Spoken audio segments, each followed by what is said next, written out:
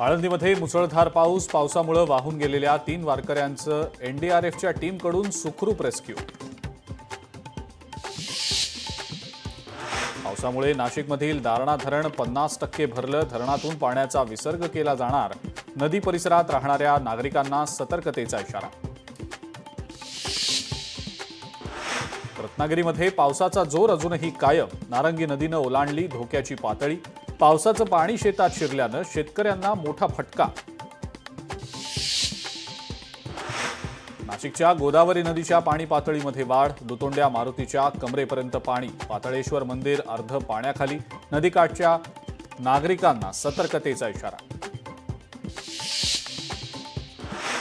रायगड जिल्ह्याभरामध्ये पावसाचा जोर काहीसा ओसरला। मात्र कुंडलिका आणि आंबा नदीच्या पाणी पातळीत वाढ। रोह्यातल्या दोन्ही पुलांवरनं वाहतूक बंद।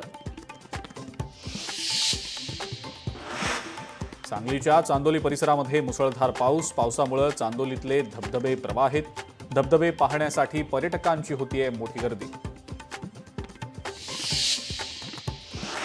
नालासोपारा परिसरातही जोरदार पाऊस सुरू। पावसामुळे सखल भागांमध्ये साचलं पाणी।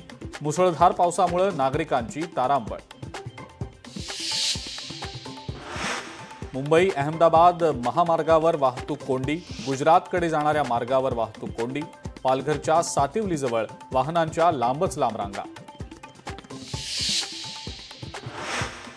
मुंबईच्या विलेपार्ले परिसरातल्या साठे कॉलेजमध्ये एका तरुणीची आत्महत्या। इमारतीवरनं उडी मारत 21 वर्षीय तरुणीची आत्महत्या। मृतदेह आढळल्यानंतर साठे कॉलेजमध्ये खळबळ।